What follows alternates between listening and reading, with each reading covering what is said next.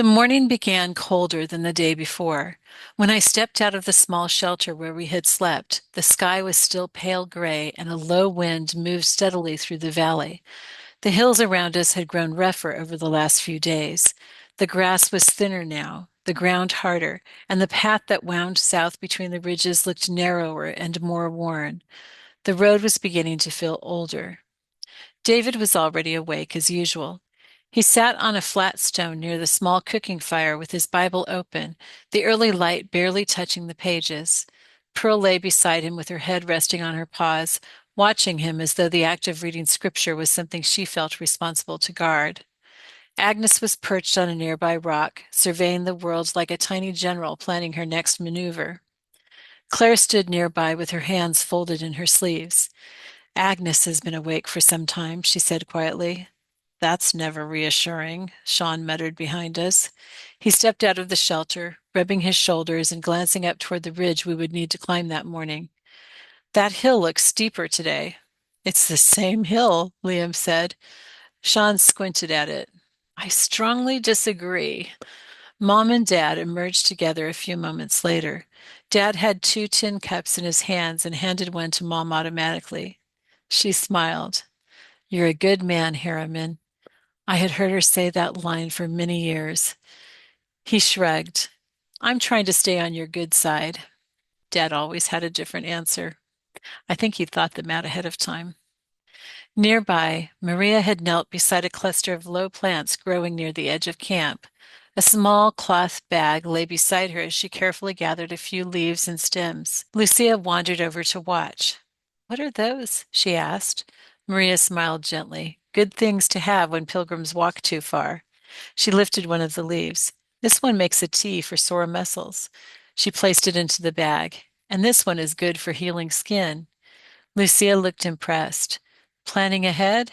Maria nodded. The weekend is coming. Time for healing.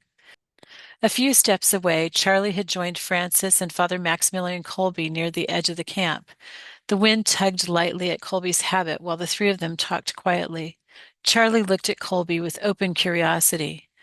I've been thinking about something you said yesterday. Colby waited. That courage has to be guided by love. Colby nodded slightly. Yes, sometimes it does. And sometimes, he added quietly, it means surrendering. Charlie looked thoughtful. That's harder. Yes, Colby said. And often it's harder for your opponents as well. It often is.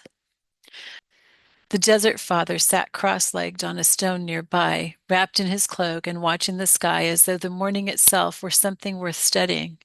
The camp slowly came to life. Boots were laced, bread was passed around, packs were lifted, Pearl stretched. Agnes leaped down from her rock and began inspecting Maria's herb bag with great enthusiasm. Maria laughed softly. No, little one, those are not for you. Within half an hour, we were walking again. The path wound steadily upward along the side of the valley, weaving between stones and patches of dry grass. The wind grew stronger as we climbed, carrying the smell of dust and distant rain somewhere far away. For a while, we walked mostly in silence. The road has a way of doing that. It gives people time to think. Lucia walked beside David, her notebook tucked under her arm. I've been thinking about the verse from today, she said. Which part? He asked. The part about taking up our cross. David nodded slowly. That's a hard one. Lucia kicked a small pebble off the path. It sounds dramatic. Sometimes it is, but most of the time, he added, it's quieter than we expect. Francis, walking a few steps ahead, glanced back at them. Daily obedience, he said gently. Lucia nodded. That's what it sounded like. Charlie overheard. That might actually be the hardest kind, he said. Everyone looked at him. What do you mean? Liam asked. Charlie shrugged. A lot of people imagine courage as some big moment, a speech, a protest, a battle. He kicked a stone down the path. But most of life isn't like that. Colby nodded beside him. No. Charlie continued. Most of life is just deciding to do the right thing, again, and again, and again. Colby looked ahead toward the ridge. Yes, he said softly.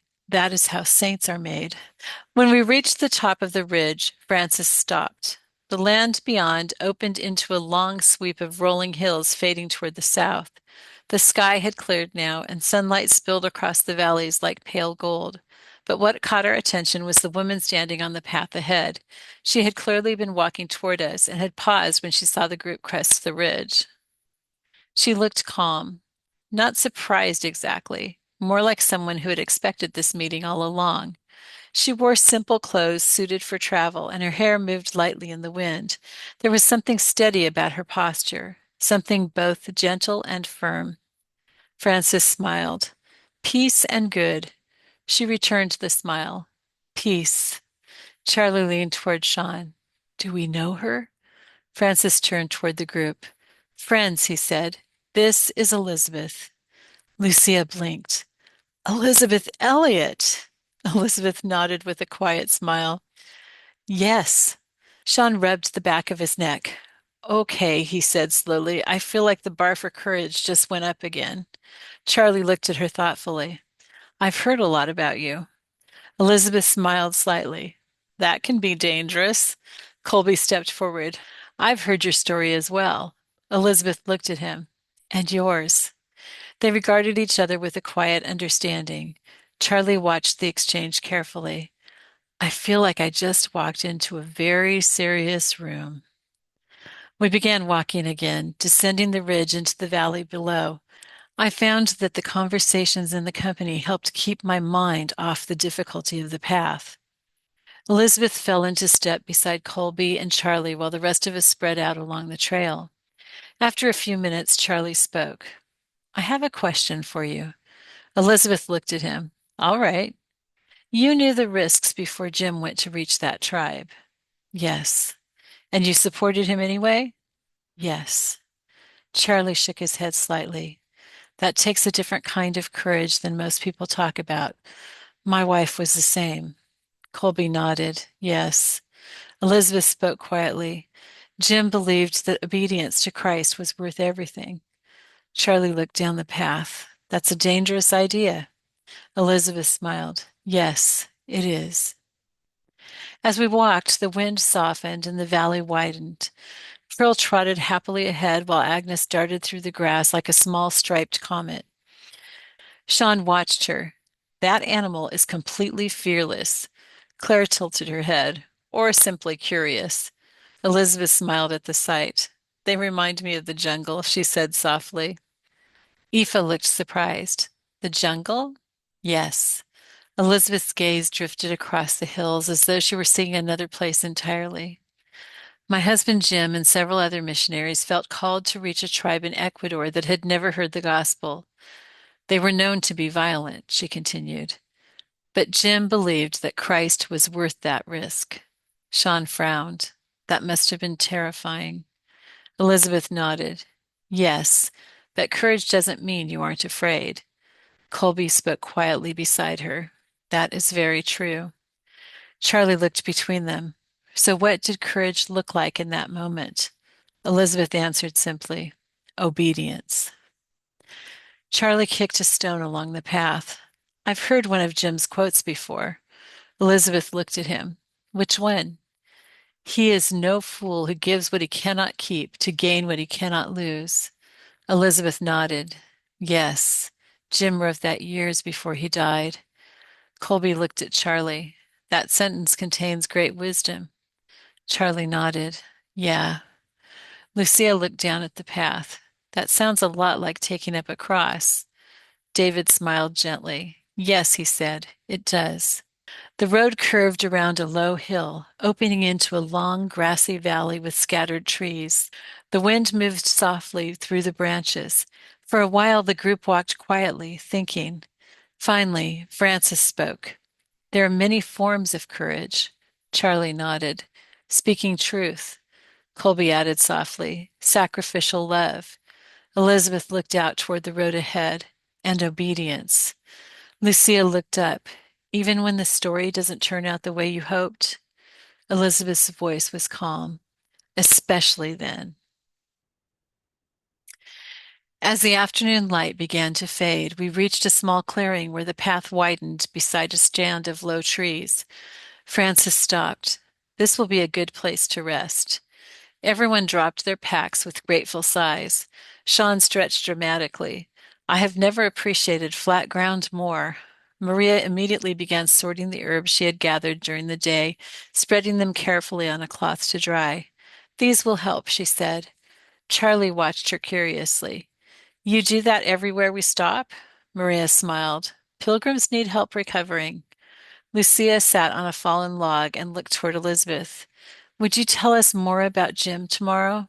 Elizabeth smiled. Yes, of course. I'd be happy to. Charlie sat nearby. You know, he said thoughtfully, there's actually a film about that story. I've seen it. Sean looked up. Really? Yes, it's called End of the Spear. Francis nodded. It's not exactly a cheerful movie, but stories of courage should be remembered. The wind moved softly through the trees as evening settled over the valley. As the small fire flickered to life, Elizabeth Elliot sat among us on the road to Jerusalem, ready to begin telling the rest of the story. The fire burned steadily as the evening settled over the valley. Maria finished laying out the last of her herbs on a cloth near the edge of the firelight. The leaves released a faint, sharp scent as they dried in the warmth. Those will help tomorrow, she said quietly. Tea for sore muscles, balm for blisters. Sean flexed his shoulders. I am extremely supportive of medicinal plants. Pearl lay stretched beside the fire while Agnes investigated Maria's cloth with deep professional interest. Charlie watched the small scene with amusement. You all run a pretty organized pilgrimage. Dad chuckled softly. Experience. For a while, the group sat quietly, listening to the wind move through the trees. Finally, Charlie leaned forward, resting his arms on his knees. You know what's interesting about courage, he said. Colby looked up. What? Charlie stared into the fire for a moment. The kind people admire most is usually the rare kind. Battlefield courage, heroic moments. He glanced toward Elizabeth. Stories like Jim's. Elizabeth said nothing, but her eyes reflected the firelight. Those inspire us, and they're important. But the kind of courage most people actually need, Charlie continued, is quieter. Colby nodded. Yes. Charlie gestured toward the road we had just walked that day. Just continuing. Doing the right thing again tomorrow. Elizabeth spoke softly. That is the courage most missionaries live on. Colby added gently, and most saints. Charlie looked between them. So basically, he said, we spend our lives preparing for moments we don't know are coming. Colby smiled. Yes. And when they arrive, he said quietly, they often look smaller than we imagined. Francis looked around the circle. Courage is rarely dramatic in the moment, only afterward. Lucia had been listening carefully. So the real courage, she said slowly, is just not quitting? Francis smiled. That is very close to the truth. The fire crackled softly as the wind moved through the valley, and under the quiet sky, the road ahead seemed both longer and clearer than ever before. When we reached the top of the fridge. Okay, let's say it again. I'm glad I caught that. Again. Finally, again. Finally, Charles, again, again.